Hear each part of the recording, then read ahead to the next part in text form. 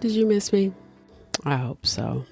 I'm very grateful that I was able to do this episode because I almost didn't make it. If you follow me on TikTok or any of the social medias, really TikTok, because that's where I spend most of my time these days, at Sting Like a Bee, BEA as in B Arthur, not Beebs, the bee. I have been, my show is being audited, so I've been more focused on that and like trying not to fail my audit and like get fired and stuff. And so, you know, that's been like the highlight of my last few weeks, actually. But I'm very grateful that I was able to finish this episode. So if you're tuning in to I Swear to Drunk I'm Not God, this is season 2, episode 9, and we're going to do a two-parter. Part 1, part 2 on the disappearance of Susan Cox. Now, Susan Cox Powell. Susan Cox Powell was actually an idea that was given to me by my mother. Duh. I told you all I stopped watching true crime all the time, and now I only do it on a case-by-case situation when I'm doing this show because it's just too much to kind of inject into your veins all the time. So I try to kind of, keep it limited. And, this is going to be an interesting one. It's a 2-parter, not just because I was running out of time, because I'm transparent. I'll be honest. I was, but it's a 2-parter also because there was a lot of moving parts here. Okay.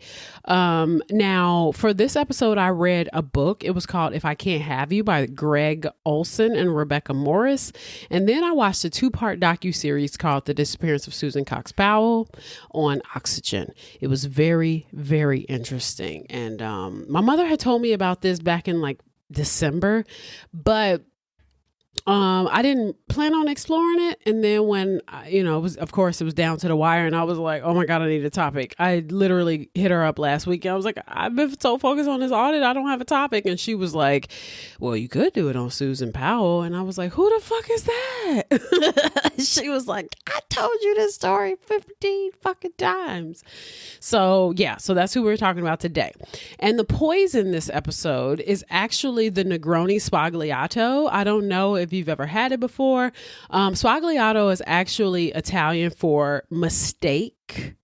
The person who made this cocktail originally accidentally grabbed the prosecco instead of the gin, and trip, fail, ran into a new cocktail. So what you'll need is, I added gin to my drink, but you need 4 ounces of prosecco or sparkling wine. You need 1 ounce of gin if you're like me, 1 ounce of sweet vermouth, and a 1/2 ounce of Campari. Top it off with club soda and then garnish it with a lime wheel.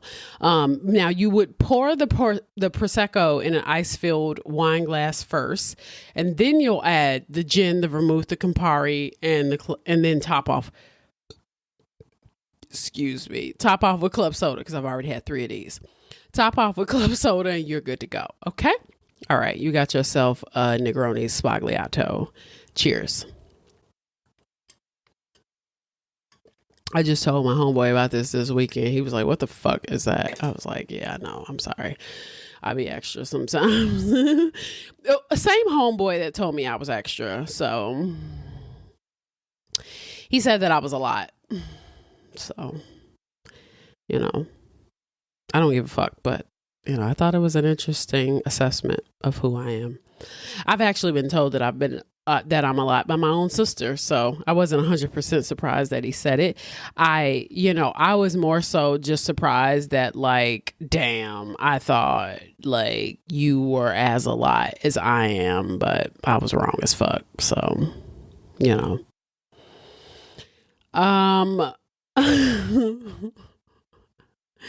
people, I am a lot. I'm not gonna lie. The security girl at my office was like, where are you going? Cause I'm just like always crazy dressed. I'm always doing what I want to do, but Anyway, I'm sorry. I was sending a text message. That was unprofessional. Okay. So let's talk about, thank you for coming to I Swear to Drunk I'm Not God. If you listen to me a little bit, I don't know who listens to me. I get the numbers and I try not to pay attention to them because I don't want my ego to get inflated or deflated. So I just I'm like, okay, 200 people listen. Great. You know what I mean? I don't really care. You already know that I'm not really trying to get famous off of this. I like truly finding cool topics or interesting topics. I hate to say cool, but interesting topics, and then sharing them with you. I'm actually putting the work in it. So when you're folding your fucking laundry or you're driving into work, that you have something to do. Like, really, I'm doing it for you. I'm doing it for you. So it is what it is. So let's get into it. We're going to start from the beginning. Take a sip. And also I'm by myself. Luna is Luna is currently in the living room sleep. So she doesn't even give a fuck about this episode. Okay. Negroni Sbagliato is fantastic. All right, let's do it. Part 1, season 2, episode 9. 3 Sbagliatos in. I've been drinking all fucking week.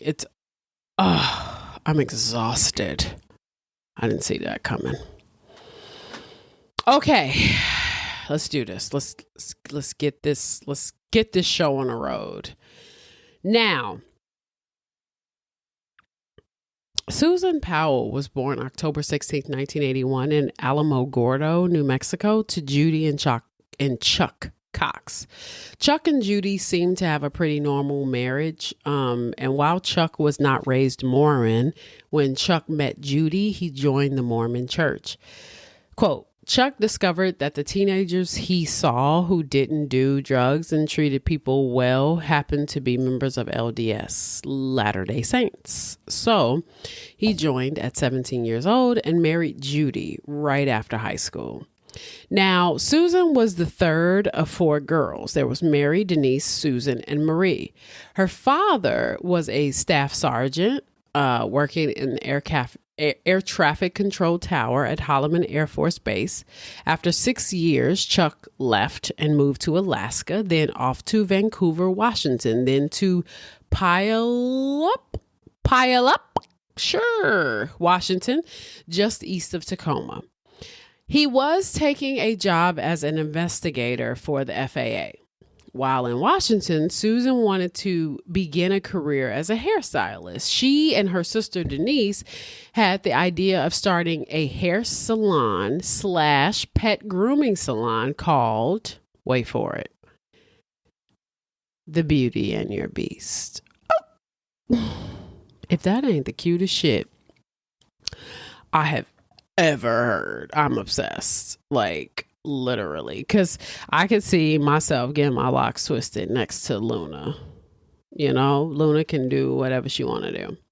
So Susan always had fun doing her sister's and her mom's hair, and eventually she would go to beauty school and practice with her sisters.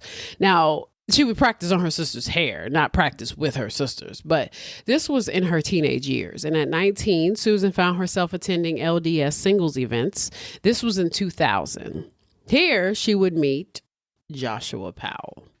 Now, Joshua Powell was born January 20th, 1976. He was one of 5 children to Steve and Terry Powell. His siblings were Josh, Johnny, Mike, and Alina. And when Josh was 16, his parents would get divorced. Now, Steve and Terry were Mormon as well. They lived a lower middle class lifestyle, but the household was nothing like Susan's. Susan's was more put together. Terry had 3 children. She had also had a miscarriage in 2.5 years. Steve, at this time, worked at a grocery store to make ends meet. Over time, Steve would leave the church, and by 19, he was living with Joshua was living with his father, who turned anti-Mormon and made sure his children were as well. And I want to emphasize this because there's a bit of a difference between deciding to leave a particular church and being anti that church. Those are two totally different things. Now, Josh didn't even do any mission work after high school, which is normal in the Mormon faith. Even though Josh was no longer in the church, he hadn't completely denounced the faith. So going to an LDS singles event was not out of the ordinary. So when Josh met Susan, it was odd. You know, they were two totally different people with two totally different backgrounds. Susan was magnetic. She was well-liked. Josh was not. People thought he was fucking annoying and he talked too much, which, you know, I just learned one of my friends felt that way about me. No, JK, it was a joke. It was a joke. No, my friends don't think that way about me. It was a joke.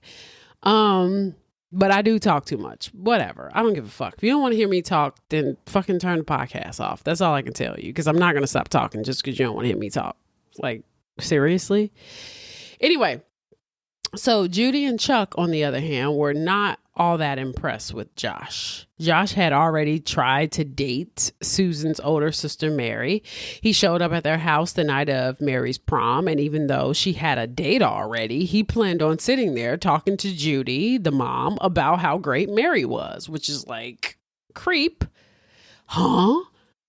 Like, you were just like, I'm gonna do what the fuck I want to do. I don't give a fuck if this whole dude is here to pick her up for prom. I'm gonna sit here and talk to her mama about how gracious she is, and hopefully her mom will feel different. Well, I'm gonna tell you, her dad didn't feel different. Chuck came in and was like, you need to get the fuck up out of here. Josh just sat there. He didn't get it. Blank stare, kept talking, didn't give a fuck. And even after that weirdness, Susan told, she fell for him. She 100% fell for him. She was like, oh, yummy. Don't know how that happened, but okay. Josh was, how do we put this? Overbearing and obnoxious. Quote, I had a bad feeling about him. This is what Judy said. Susan didn't care at all. Her mom just felt like she needed to date more people. She wanted her to enjoy herself before settling into something. Susan said, quote, I am making a lot of friends. Josh just happens to be one of them. Her mother told her, quote, you date him, but date others too. Don't get serious with Josh. There are more guys out there. Take a year and really discover that, which I think is great advice. Because, you know, I've done it, you know, where you kind of just like fall into like a situation with somebody and everybody is like, why the fuck are you with this person? You know what I mean? But you're like, he's cool. And there are aspects of people that you feel like you know more than everybody else. And you do, you know, because at the end of the day, ain't nobody sitting up here motherfucking, sitting next to you asshole naked having a conversation about their personal life. Like, your family isn't there for any of that. So can we talk about that for a minute? Pause, because I'm drunk. I want to talk about that for a minute. Extend some grace to women who are in situations with men who feel like they know more about the men than you do.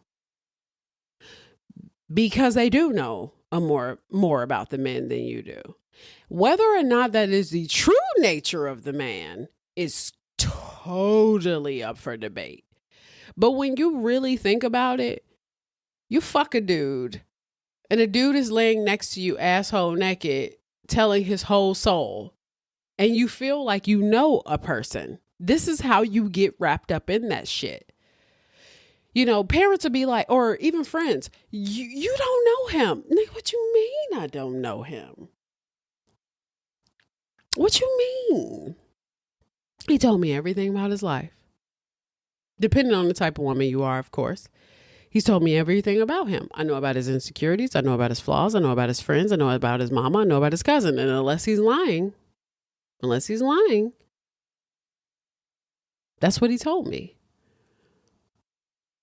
You know, people kind of like, you know, oh, but he said that. Yeah, he said that. And he keeps saying that. Those are two totally different experiences. Like, there are sometimes you interact. Like, I happen to be one of those people. People feel very comfortable with me. And so when people feel comfortable with me, sometimes they tell me information about themselves that they wouldn't tell anyone else. And that is totally fine. I can handle it, right? I don't share that information with the people that know about this situation, but it doesn't mean that I do not know the person that I was sleeping with. Now, there is also the likelihood that the person that you were sleeping with is lying, but don't act like I didn't do my due diligence. I can't change who lies to me. I can't change who lies to me. I can only say that I asked all the questions and they answered the question. The questions were answered and the questions were suitable. And those questions I assessed, and I was able to sort through and be like, do I want to fuck with this person or not? And then with that, I decided that I want to fuck with this person or not. Extend some grace to women that sleep with men, because I will tell you, or people who sleep with people, whoever you're sleeping with is going to tell you a lot of shit. And unless you have one of those very disconnected internet sexual romances where a motherfucker is just like comes in your house, he don't even know your name, he fucks you and then leaves. Unless that is the situation, a lot of the time there is pillow talk. And unless he's a pathological liar, like Risa fucking Tisa husband, like Legion, then there's the possibility that you're getting the information and that is what you're basing your decision on. And I feel like sometimes outsiders will see a situation and they'll be like, but you don't know him. Motherfucker, I've been fucking this dude for 6 months. He's told me his entire life story. I've gotten high with him. I've gotten drunk with him. We've done things together. We've been out. He's told me about his dad. He's told me about his mom. He's told me about his cousin. I think it's so unfair how we sometimes treat women where we do this thing was like, bitch, you don't even know him. Yes, you thought you did. Whether you truly know him is something different, but you thought you did. And whether a motherfucker knows somebody for 2 weeks or 2 years, you will never truly know anybody because all you know is what they're willing to tell you. So I'm just saying that to say, we need to start extending some grace for women who feel like they know who their partner is. Sip. I understand Susan's mom for wanting her to not settle into Josh. Right? Because at the end of the day, Susan's mom also knows Susan. So she knows you're young. You should play around a little more before you solidify this. And I agree with her wholeheartedly. But, sometimes people be like, I just have a bad feeling about him. There's always those underlying things that you, as the person who is in the situation, feel like that is kind of validating your decision in that moment. And it makes the decision feel way more ironclad because you're like, fuck, I know this dude. I've already talked to him. We already know. I already know. Now, in this case, it doesn't go great. So this is a true crime podcast. So I think it's safe to say that it doesn't go great. So Susan's mom, I kind of went on a tangent, but kind of not. But, let me cook because I'm drunk. So Judy, after she told Susan this, of course, Susan's putting all her energy into defending this idea of Josh because Susan is very magnetic. She's one of those people everybody likes to be around, everybody just fucks with. She's very cute, you know what I mean? She's friendly.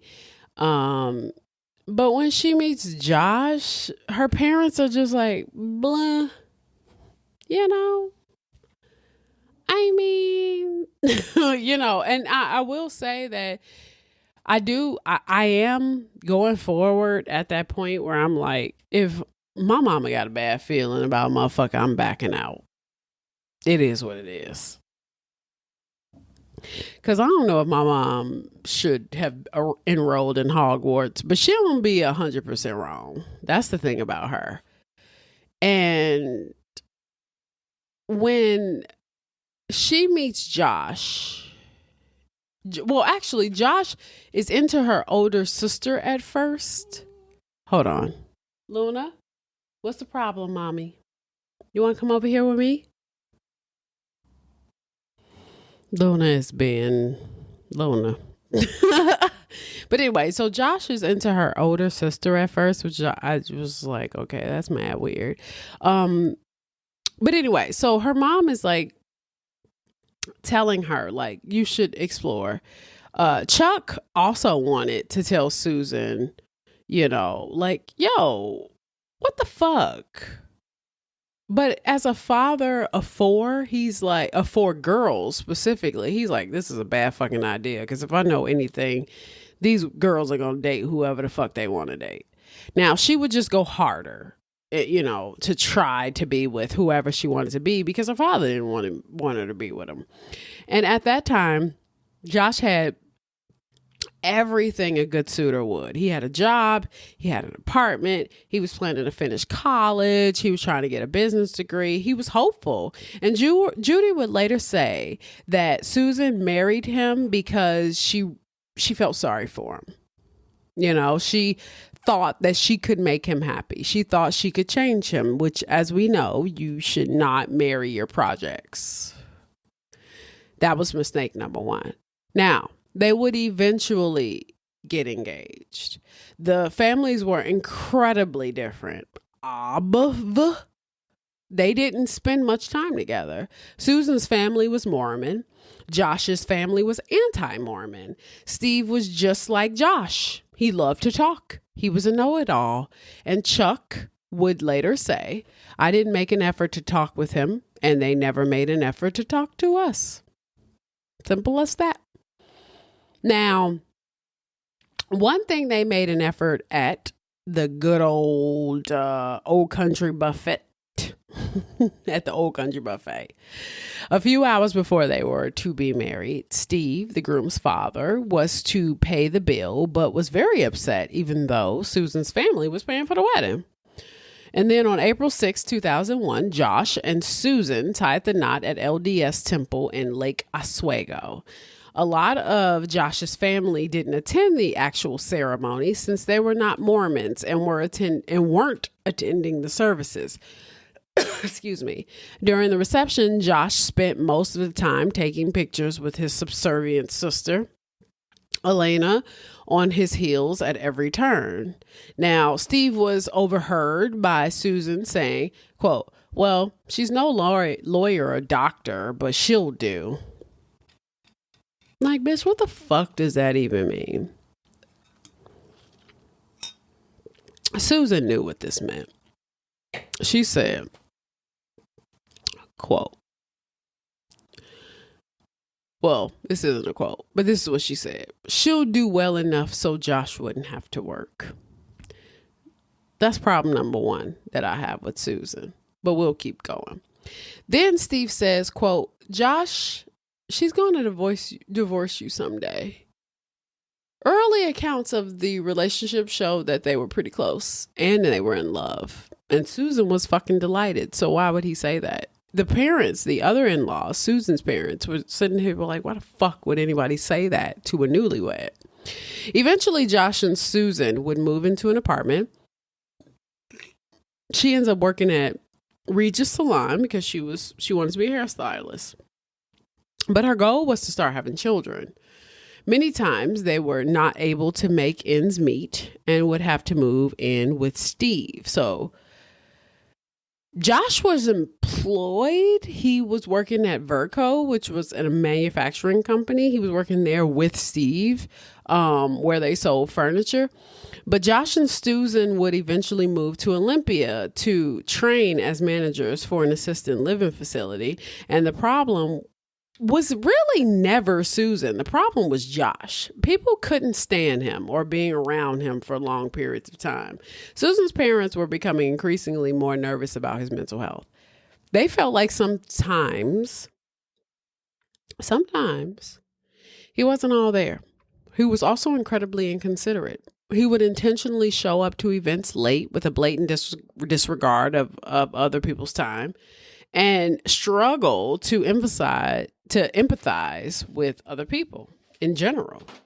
Now, by 2003, Josh and Susan were off to West Valley, Utah, not too far from Josh's sister, Jennifer, and his mom, Terry. To bridge the gap, they moved in with Jennifer for 3 months. And Jennifer would later say that Josh was controlling, but Susan wasn't really any better. She was very snippy with Josh.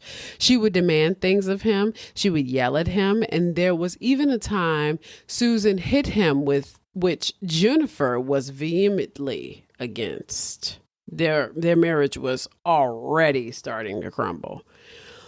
Setting up the new life in Utah will ordinarily be fun for any newlywed couple, but the neighbors next door, Kersey and John, started to see where the cracks were. Susan would share with Kersey the real reason why they moved from Washington, which was Josh's father. They wanted to get as far away from Josh's father as they fucking could. Susan shared how living with Steve was uncomfortable because he was always there and he was always watching her. And one time she caught him watching her get dressed and even tried to kiss her. She thought Steve was creepy as fuck and she thought he was nasty. He had even sent her a box of pictures when she moved to Utah. She thought they were pictures of her favorite actor, Mel Gibson, but they weren't. They were not. They weren't. Guess what they were. Sip. Steve that same year told her he was in love with her. Steve, her husband's father. Now, Judy wanted Susan to go to the police, but Susan was against it because it's her father-in-law. Judy didn't care. Judy didn't fucking care. Neither did Chuck. Chuck was like, what the fuck? Why haven't you reported this? Why are you not trying to get away from him? And starting in 2002, Steve had been making inappropriate advances to Susan. Susan was 21 at the time. Steve was 53. He wrote 2,330 pages in different notebooks about how much he desired her and how, quote, falling in love with her was both his greatest problem and his greatest pleasure, end quote. Steve would even call his actions sociopathic. He called his own actions sociopathic. He even admitted that his actions were sick, which were secretly videotaping her and masturbating while he watched the tapes. He masturbated every morning and every evening. Now, here's the thing. Okay, it's creepy when a father-in-law do it, but it's not creepy when I do it. Because if I don't take care of myself twice a day, I'm going to die. That's just full transparency. Should you be masturbating to your own daughter-in-law? Absolutely fucking not. But I'm just saying, like, if you have to take care of yourself in the morning and the evening, evenings are actually more important to me because I'm nocturnal. Like, if I don't, you can tell I'm fucked up. Anyway, he had hundreds of photos of her and most without her knowledge. And in his journal, he writes, quote, I am in so much pain right now. I don't know where to turn with it. I spoke to Elena, who has been very supportive of my infatuation or obsessions. Her advice was to accept that Susan is a quote unquote player. And that is what players do. They lead guys on. You know, let's talk about this. I'm a sip.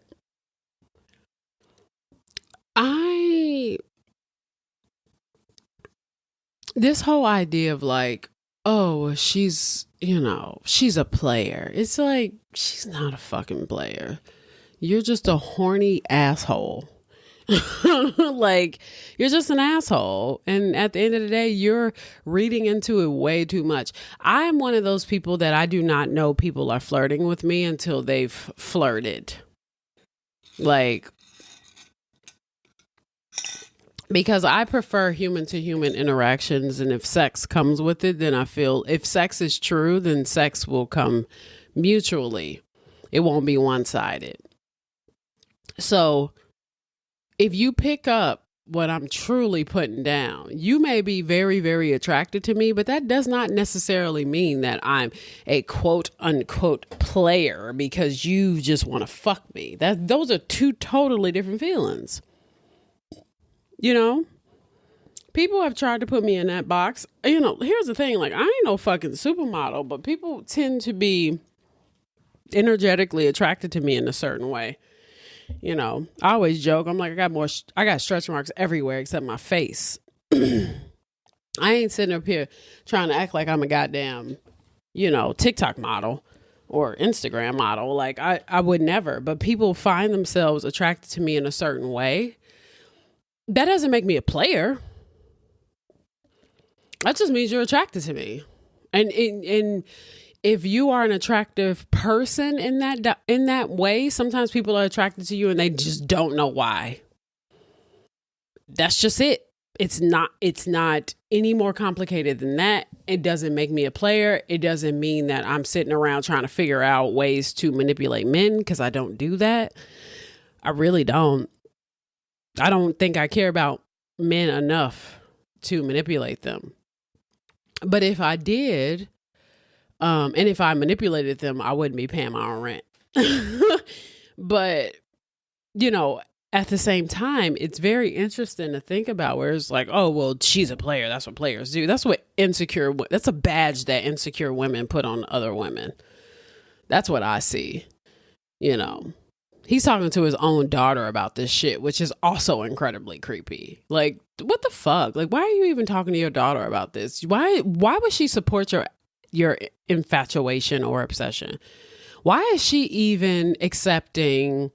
Why is she even giving you advice to say, oh, well, you should accept the fact that Susan is a player? Susan, even if she is a player, it's quite obvious to me Susan's not a player. She was just minding her own motherfucking business. You just happen to be attracted to her. And because you don't know how to control yourself, you want to put the badge of her being a player on it because you want to make it seem like it's fucking black magic when it's really just your dick got hard because you're attracted to her. You know?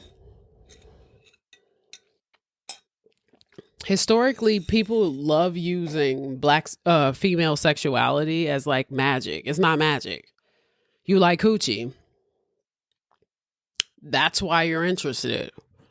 You like the way her face looks. You like the way, maybe you like her body. Maybe you like her personality. I don't know. But there's something about her that's attracting you. It's not magic. It just is. It's not deeper than that. I'm trying to make it seem like it's some fucking, you know, fucking science, like it's alchemy. It's not alchemy. You know, that's what players do. She's not a fucking player. Like, what are we talking about? If she was a player, she wouldn't have settled to this loser that she's settling into. Susan didn't want anything from Steve. And at this point, she wanted Josh to break off contact with him because she found him creepy as fuck. And when Steve found out they were moving to Utah, he was sick. He was like, today has been an emotionally sick day, knowing that Susan will not be coming here, maybe never again. She ain't even fucked him.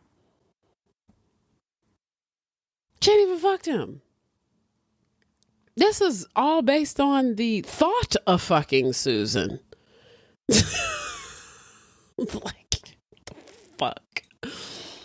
You know? Now, Josh would eventually pull back from his father while he was in Utah and would only contact him when he absolutely had to. But Steve's affinity for Susan didn't really change. Steve wrote 50 songs about Susan and then put them on a website called, quote, I Said I Love You, under his artist name, Steve Chantry. I said I love you. Is that a crime? I love you. So put me in jail. Who's going to listen to that song? That song sounds like trash. Now, by summer 2004, Susan was pregnant with her first child. Steve was upset because he didn't hear it directly from Susan and because he was the last to know.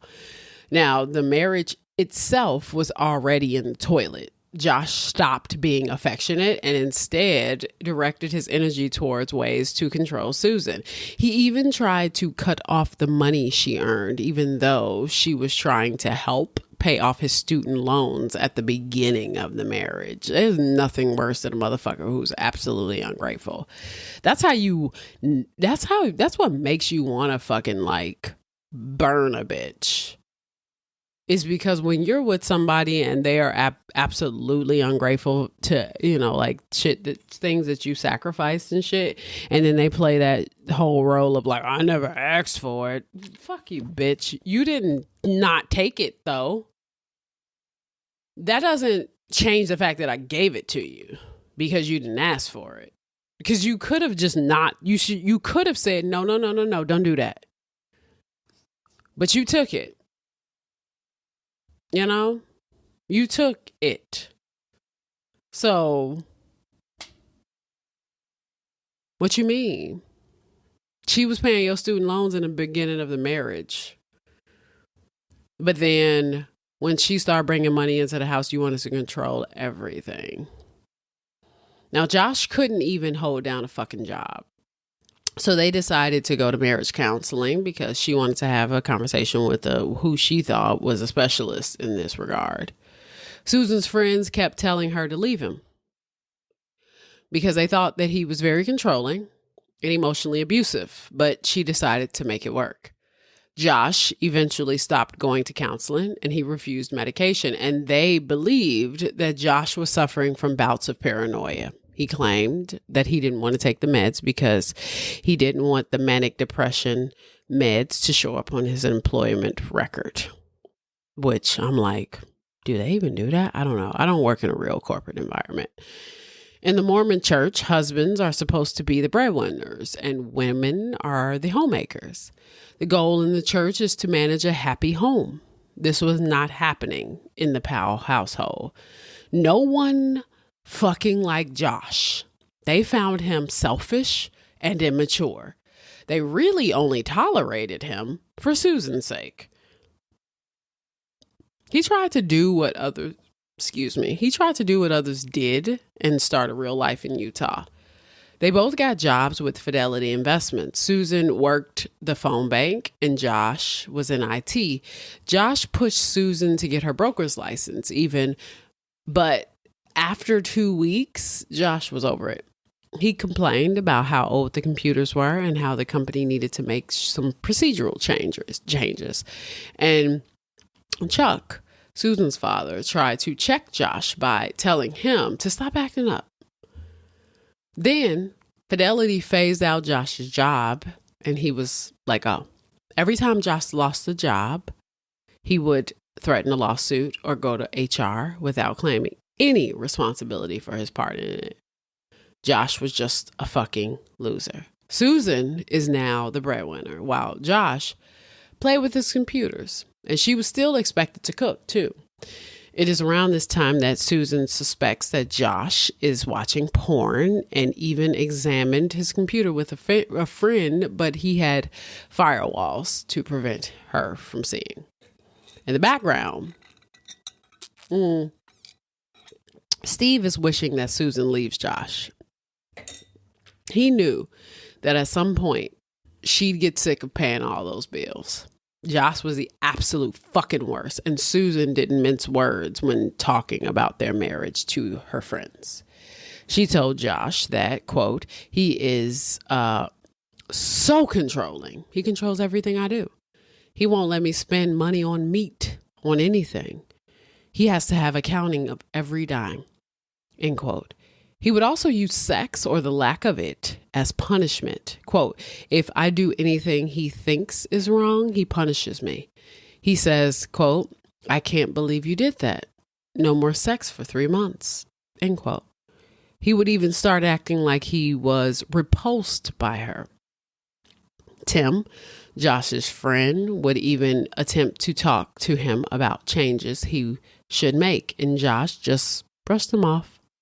Tim looked at Josh very differently, and the Josh he knew in Washington was not the one he knew in Utah, so much so that they called them 2 different names. There was Washington Josh, and there was Utah Josh.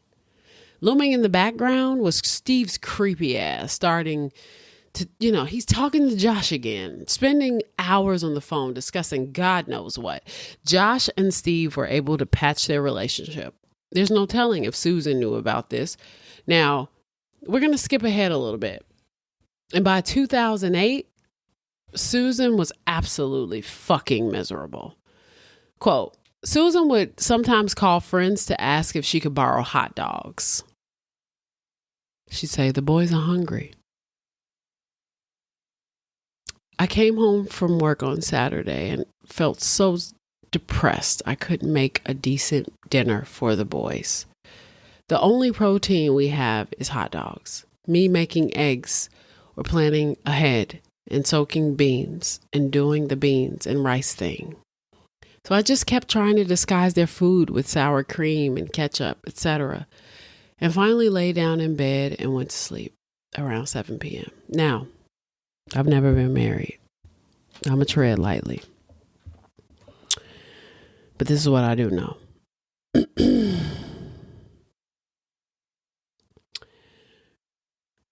I should have prefaced this. I'm not going to sit up here and pretend like I wasn't judging the fuck out of Susan this entire episode, because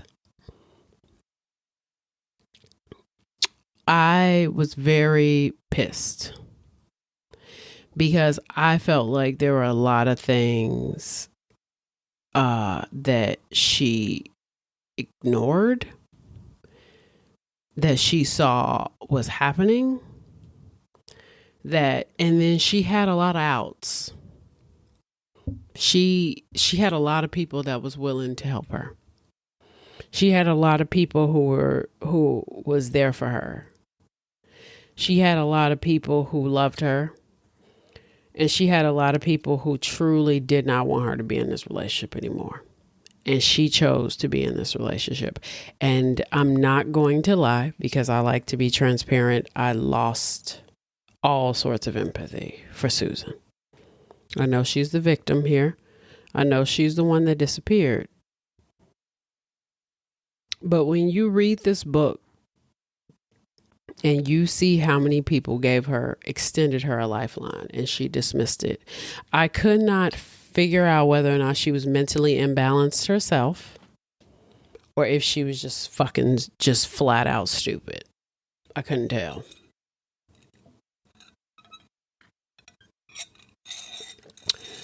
I've told you all before, I was in my own situation that was pretty precarious, that I didn't ignore it. I knew it was happening. It was just that I was so terrified that I was not willing to bust any random moves, because I didn't want to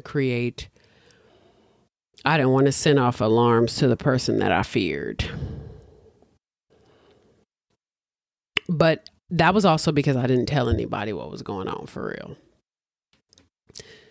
Susan told everybody what was going on. Everybody knew that Josh was a piece of shit. Everybody knew that Josh was treating her poorly. Everybody knew that. She ignored it so many fucking times that I could not, literally while we're reading this book, be like, no. At what point do we hold the victim accountable? We live in a society where we're like, oh, well, it's victim shaming and it's shaming. It's not. Yes. You know what? Fuck it. It is shaming. And shame them. Shame them. It's accountability. You fucked up. Unfortunately, she's not here to learn that lesson. So you can't go in too hard. But if we're being 100% fucking honest, there were too many fucking signs of this guy being a dickhead. And she said, nope, I'm gonna stick beside him. Okay, well. When he started dotting your I's and crossing your motherfucking T's, is it his fault or your fault?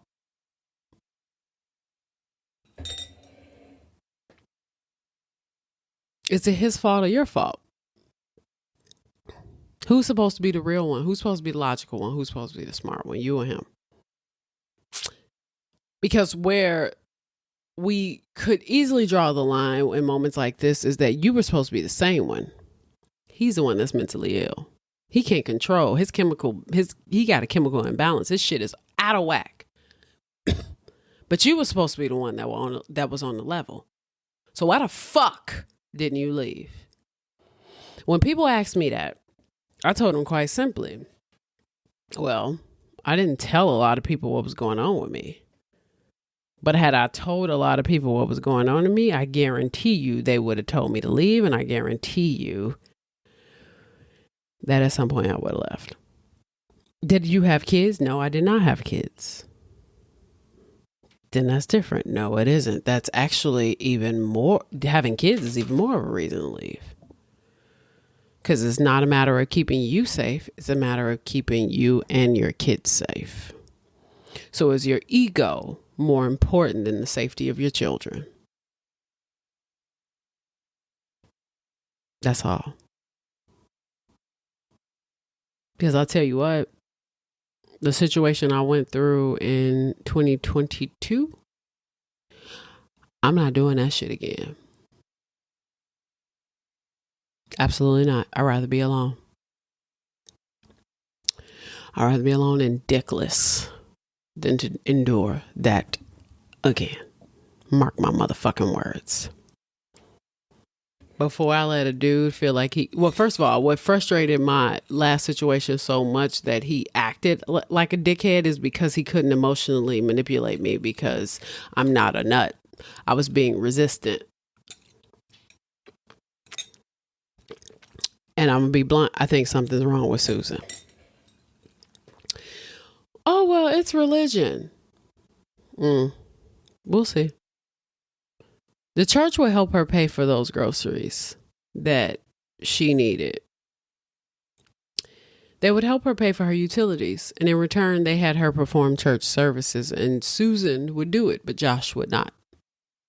And once Josh was overheard telling someone that Charlie, their son, quote, gets 1 meal a day at daycare. That's all he needs. You can give him formula and that's it. You are not wasting my food on him because he's just going to poop it out. This motherfucker would give her $20 and tell her to go buy groceries for the week. Josh wanted all of Susan's money to go to their joint account, but he would constantly change the passwords, so he would rarely have money for food or diapers. This is how he controlled her. Money, food, sex, not letting her drive the car, and then attempting to turn the boys against her. Quote, do you want to go to boring church with mommy, or do you want to stay home and have cake with daddy? A child is always going to choose cake. His controlling nature showed up in front of 2 new friends when he would brag about how wonderful his spreadsheet for tracking household expenses were. Susan was to enter every item she spent into the computer, and if an item was higher than what she spent the week before, he would raise hell. He would get so mad that he would stop giving her money for food. Mind you, I don't know if you remember, this is her money. He does not work. She still made excuses for him to her friends. Quote, I'm not worried. I think he'll be a good dad. Her friend asked, why do you think that? Susan said, because of what because of the way he acts with our bird.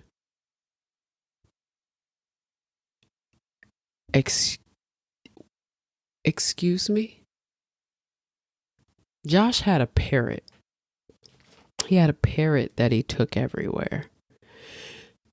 This motherfucker parrot he took to a New Year's Eve party. I'm gonna tell you right now, if I invite you to a New Year's Eve party and you bring a motherfucking bird in my house, I'm gonna beat the shit out of you. Because what you mean? First of all, birds fly above and they shit on people. Why the fuck are you bringing this bird in my house?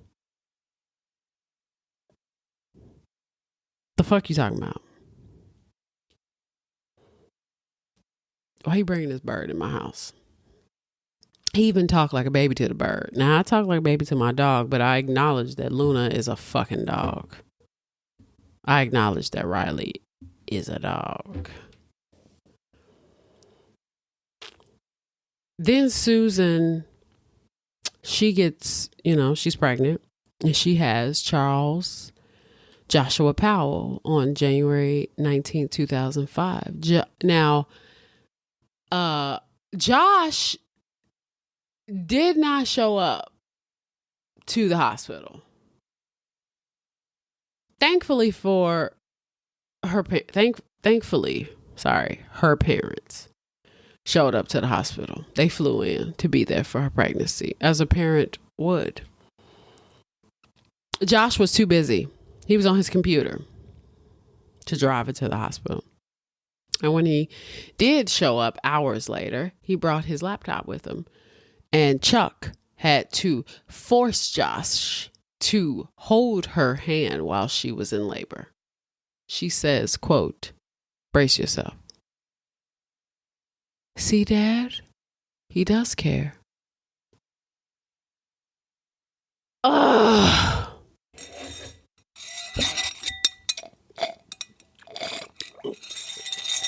In 2006, Susan was pregnant again. Her parents were beyond fucking disappointed. They felt like a second child would make it harder for her to leave him.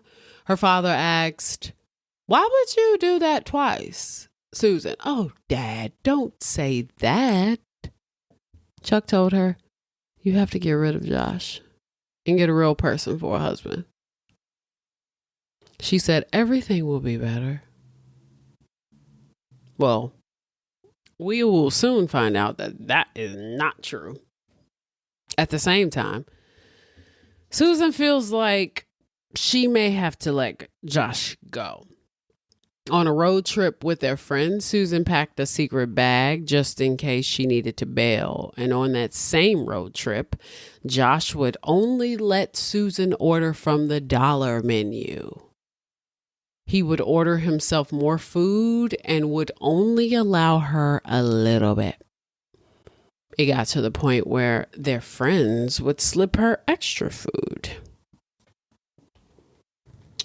Their energy was so off that they were passing it on to their friends. And Kiersey and John felt it was best to dial it back. We can't be around these motherfuckers like that because they are negative as shit.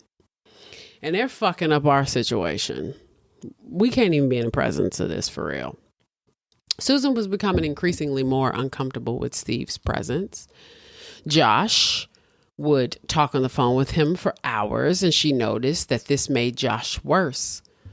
Now, Braden Timothy Powell was born January 2nd, 2007, and instead of keeping the second car, he bought Susan a bike. She biked 7 miles each way to get to work.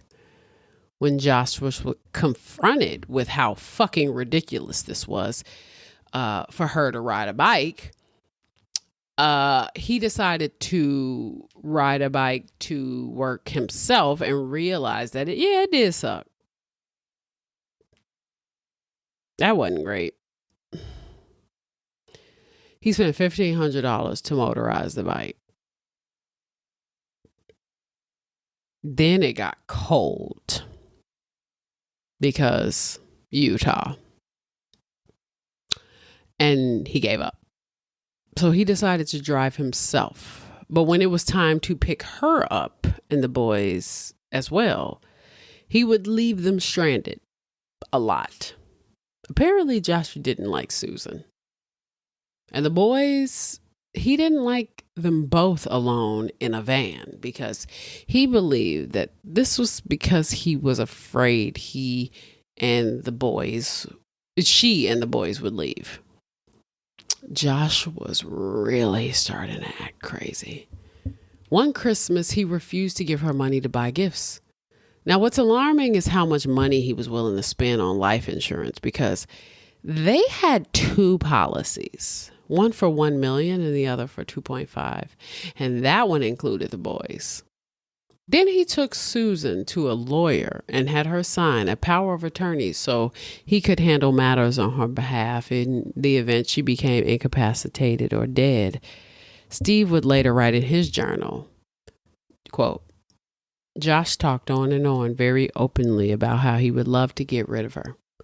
He is not attracted to her.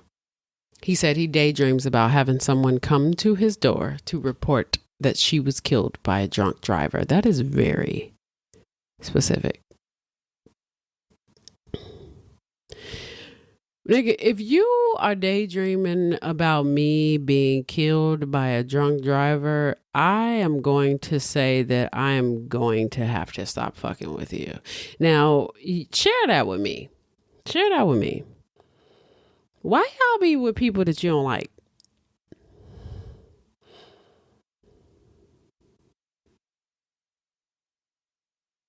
Why y'all be with people you don't like? If this was a car that you don't like and you could afford to get rid of it, wouldn't you get rid of it? If it was an apartment that you didn't like and you can afford to leave, wouldn't you leave? Why y'all keep hitching yourselves to carts that you don't like? I'm trying to figure it out. I had a motherfucker. This is funny. This is a segue. I don't feel no particular way about this, but I'm going to tell you. I had a motherfucker reach out to me or hit me up in a gym. And he pretended like he liked me, which is cool. Whatever. He ain't the first person to pretend. And then he fell off the face of the fucking earth. I don't care, but one of my biggest issues is always the fact that why would you even attempt to play where it's not safe? You know, I find it fascinating when people put themselves in a predicament where they are in a position to fuck with somebody that they can't really fuck with. Josh is 100% out of this woman lead. And by the way, she's a little bit of a loser herself, but okay. At the same time, you know, she's not completely, you know, a mess, but she ain't him. Why are you hitching yourself to that cart? I'm just learning that it's best to just leave everybody alone. Do whatever you want to do. I don't want you sitting around imagining me being hit by a drunk driver and shit. You know? I don't want people playing with me. You either like me or you don't like me. Why is that so hard? Do you like me? Did Josh like Susan? Do you like Susan? Because I'm not getting love vibes. So do you like her a little bit? Steve would later go on, Josh's father. Josh talked on and on very openly about how he would love to get rid of her. He is not attracted to her. He said that daydreams about having someone come to this door to report that she was killed by a drunk fucking driver. What?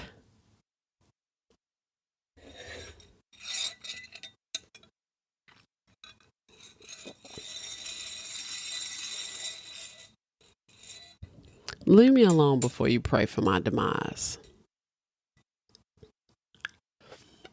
I'm going to tell you right now, my ex-boyfriend hated my fucking guts towards the end. Rightfully so, because I was a nuisance towards the end, because he was a nuisance. Reaction. For every action, there's an equal reaction. I'm not about to, or equal or opposite reaction. I'm not about to sit up here and act like this nigga was perfect. In no way. But if you get the sense that somebody ain't for you, why are you wasting your time? I said this on Chris Watts. This story definitely reminded me of the Chris Watts episode, because I was like, oh, why didn't this relationship end? Why did this relationship end? You want to be so removed from your wife that you would rather see her dead. You can't wait for the news that she's dead when you could just remove yourself. Meanwhile, Susan is praying for to get pregnant with a girl. To become more attractive to Josh, she made sure she was always put together. She did gain some weight after the pregnancy, obviously. She was relatively fit. People said that if need be, she could have fucked Josh up because he was scrawny. She was strong. She worked out. He didn't. She had once told her sister about Josh pushing her. And when her sister offered to pick her up, she refused the help. And she wrote in an email about how one day he decided to sleep with her.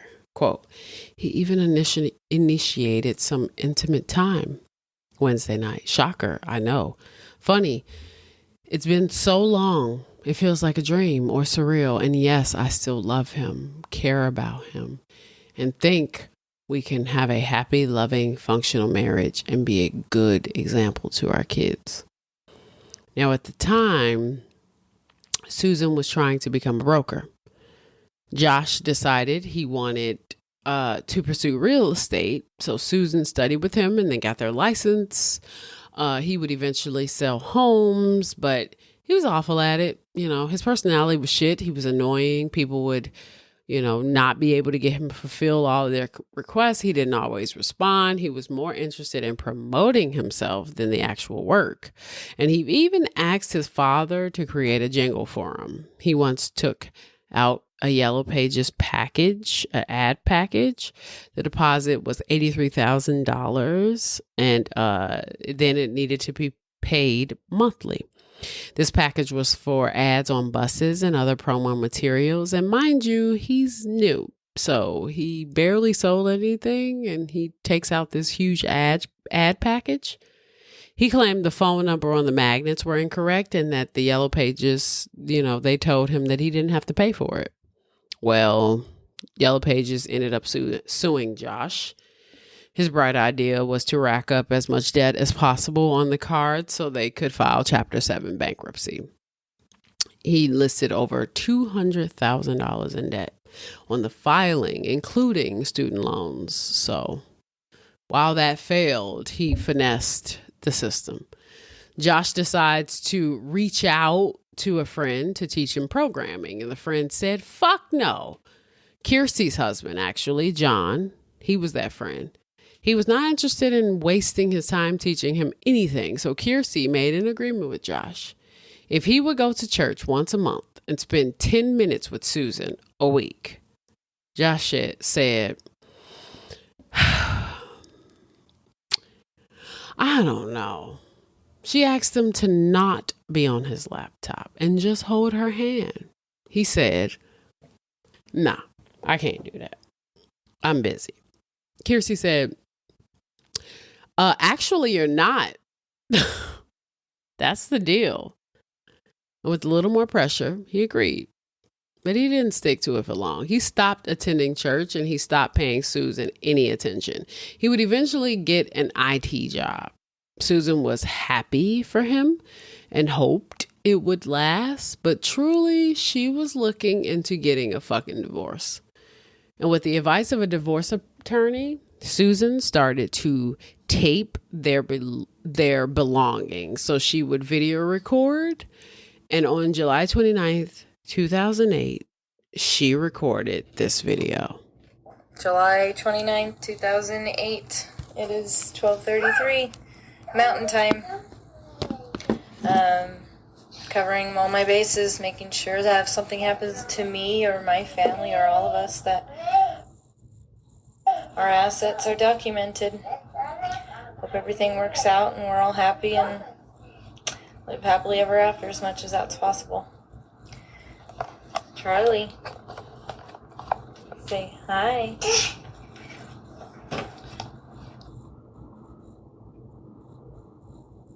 Today is Tuesday, July 29th, 2008, and we are in the 6254 West Sur Circle house.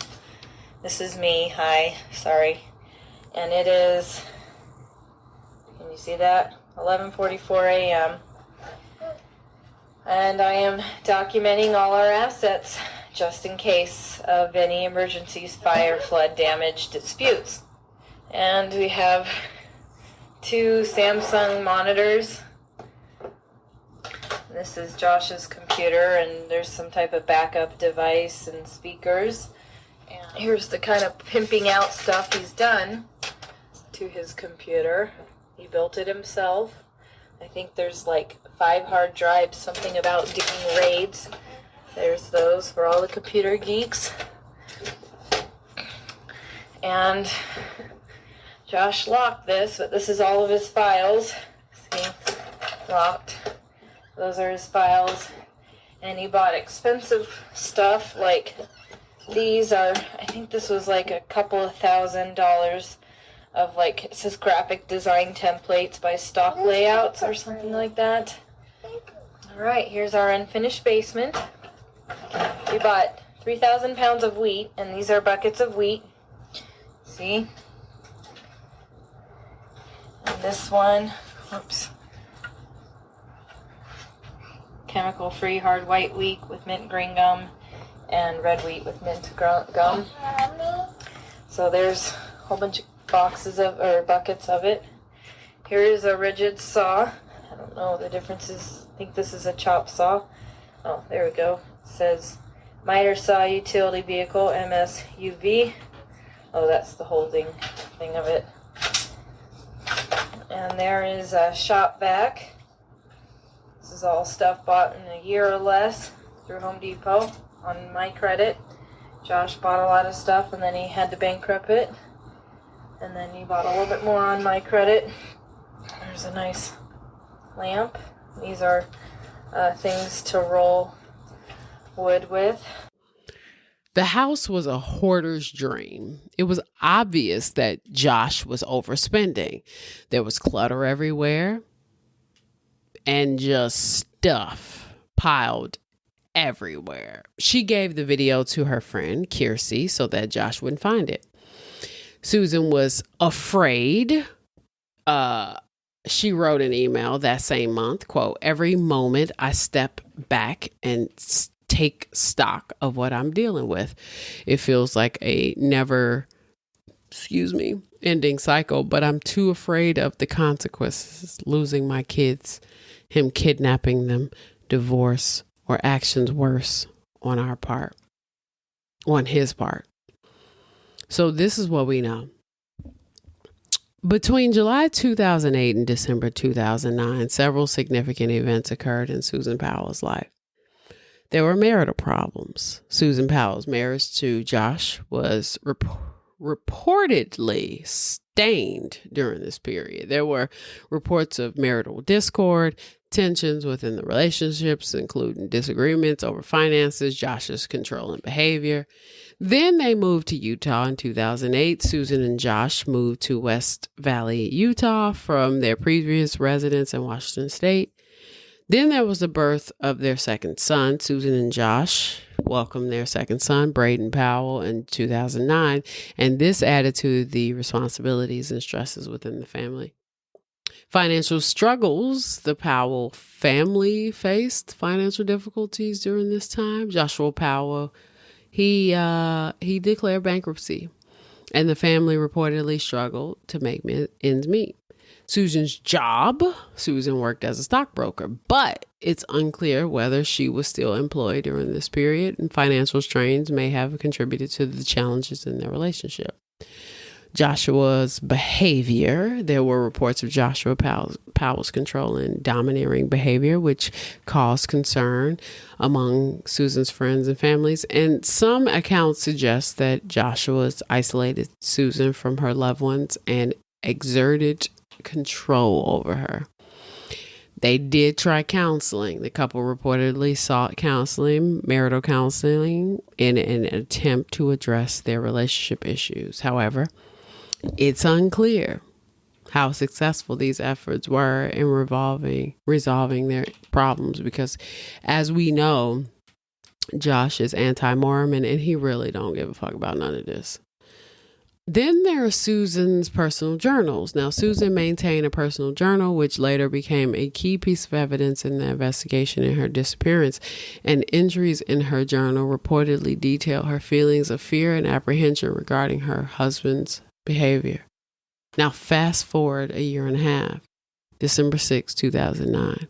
Susan posted on Facebook, quote, "My husband won a digital camera called a Flip at his work party last night. What the heck good will that do for us?" That morning, Susan Powell attended church services at the Church of Jesus Christ of Latter-day Saints with her two sons, Charlie and Braden, in West Valley, Utah. There were no reported issues or disturbances during the service. That afternoon, the Powell family returned home from church in the early afternoon. Susan reportedly spoke with friends and family via phone calls and emails throughout the day. That afternoon, Josh talked to Steve, his father. Giovanna, a friend of Susan, came over to crochet for the boys.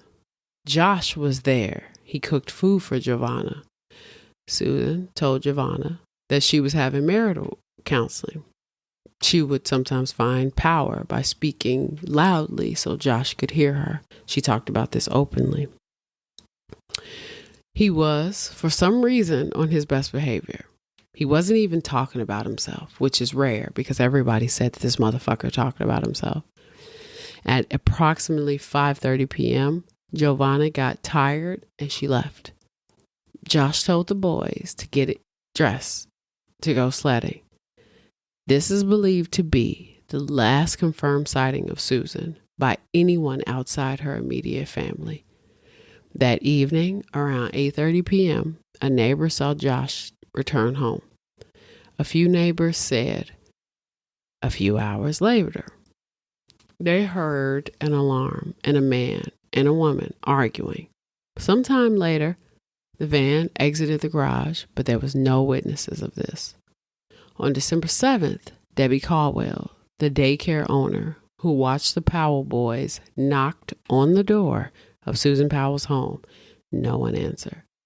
At this point, she had already called Susan. If Susan changed plans, she would have known about it. Then Debbie called Josh's job. Josh hadn't shown up for work. Then she called the emergency contact for Josh's job. She called the emergency contact for both Josh and Susan, which was Jennifer, Josh's sister. She left her a voicemail. Who actually heard the voicemail was not Jennifer, it was Terry, because Josh's mother, Terry, was living with Jennifer and her husband. And she had only recently got back on her feet after her divorce from Josh's father, Steve. Terry and Jennifer headed over to Susan's home. And when Jennifer got there, the police were there. Now, no one had been in or out of the house for several hours. This was a welfare check for now, but they were given permission to break the window. They were actually worried about carbon monoxide, honestly, because at the time there was a surge of carbon monoxide deaths in the area. And when they got in the home, they realized no one was home. Jennifer noticed that despite the clutter, Susan's purse was on the table next to the bed. Her wallet, keys, and credit cards were in the purse. That is a telltale fucking sign. I can't go nowhere without my motherfucking purse. You hear me? I need ID. First of all, yes, I know we have GPay, but I still need ID. You know, like I still need ID. I still need my keys. You know, my Costco card's in there. My motherfucking Nordstrom, card is in there so I can get points. My fucking Target card is in there so I can get points. Like, all this shit is in there. I'm not leaving anywhere to take. If you listen to this and you find out I'm motherfucking missing and you come into my apartment and you see my purse is here, I'm dead. Because I'm taking my purse. The only time I don't take my purse if I'm walking Luna. So if Luna ain't here and my purse is here, then that's different. There's a combination of events that matter. But if you see that my dog is here and my purse is here, that's concerning. If my dog's not here and my purse isn't here, that means I left with my dog. If my dog is not here and my purse is here, that means I'm probably walking my dog because I don't carry my purse to walk my dog. Now, then, even with my purse being gone, there's levels to my purse being gone. There's my large tote that I carry to work that may still have my wallet in it. And then there are certain cars that are very specific to that I take when I'm going out. Every time I go out and I need to consolidate and I take a smaller purse, my purse is usually filled with lip gloss, my eyelash brush, because I have false eyelashes and sometimes they annoy me, my eyelash brush, lip gloss, ID, credit cards, debit card, keys. That's in my going out purse. If you see my motherfucking purse in my house, I am probably dead if my dog is here. Just saying. Don't no woman leave the house without her motherfucking purse. Especially when they have kids. I know that to be true. Because you ain't got no money. You ain't got no money. You ain't got no ID. You ain't got shit. Why would you leave your purse? This woman's purse is still at her home. That is concerning. That is concerning. So these people come into this woman's house, and they're like, purse is here. Like, the fuck? The fuck? Do you know how scared I would be if I walk into a friend's house who is missing and I see her purse? I don't even know. I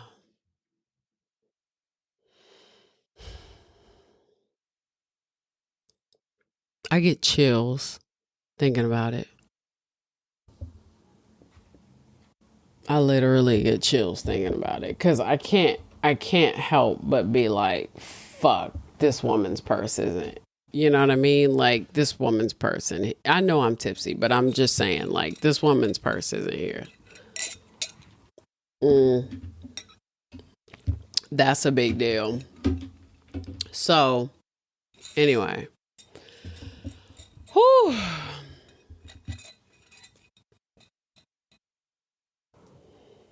I can't. There was no cell phone either, by the way.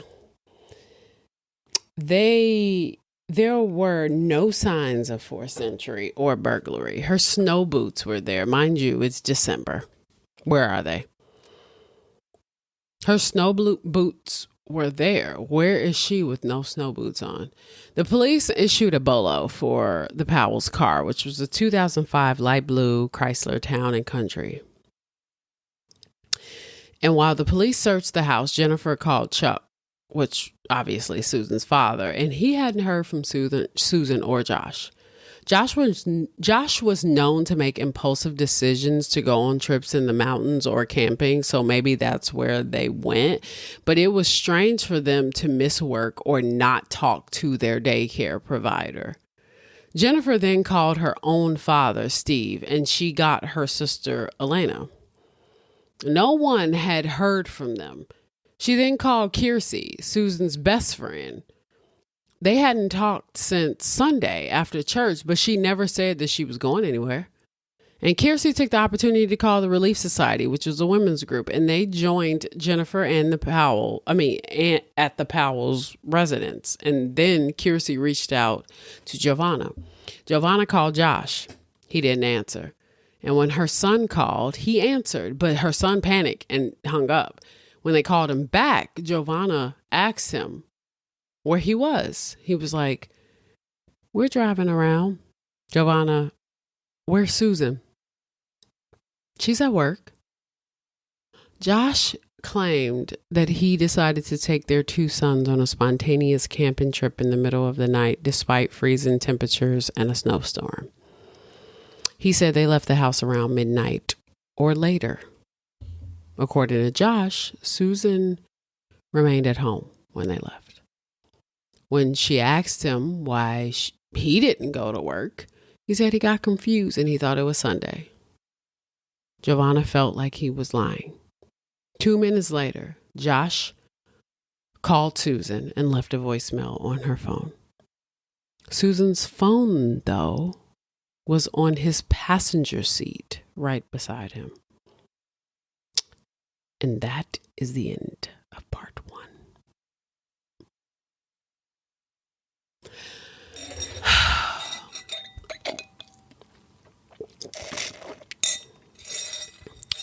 I really hope this is coherent, because I'm gonna tell you right now, this motherfucking Negroni Sbagliato is fucking strong. I was so irritated researching this. Really. And while I'm grateful that those who are listening, I hate to break it to you, but we are not going to revisit this again until next week. So hold on to this. Matter of fact, when I do part 1s and part 2s, I actually recommend you not listening to part 1 until I drop part 2, because it's irritating.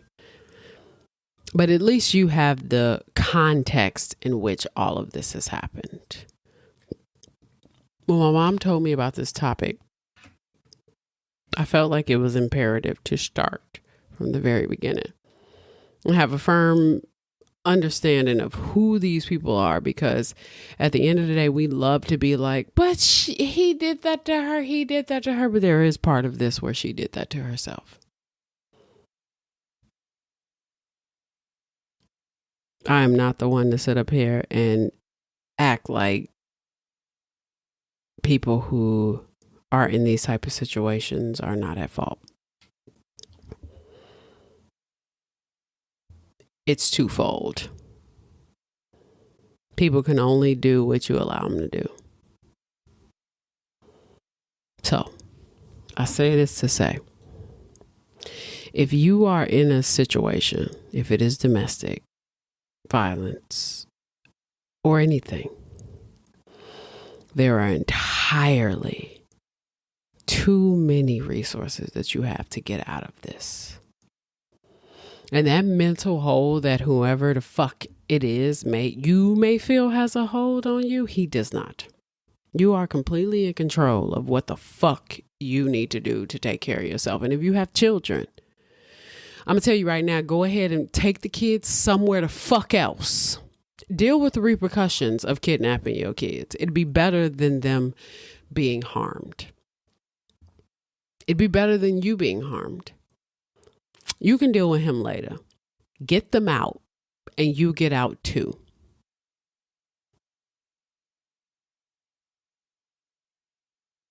Don't make excuses for a motherfucker that you know is not okay. Please don't. It's not worth it. It's not worth your life. It's not worth your kid's life. It's not worth anybody in your family's life. The thing about manipulators is they will always tell you what they can do, but there's no guarantee they can do any of that shit. And so, to be perfectly honest, risk it. See what happens. Call that bluff. Call that bluff. And if you have family and you have friends who are telling you to leave a motherfucker, leave that motherfucker. And that is where I'm ending this episode. That's where I'm going to end it. And we'll see each other next week for part 2. Peace.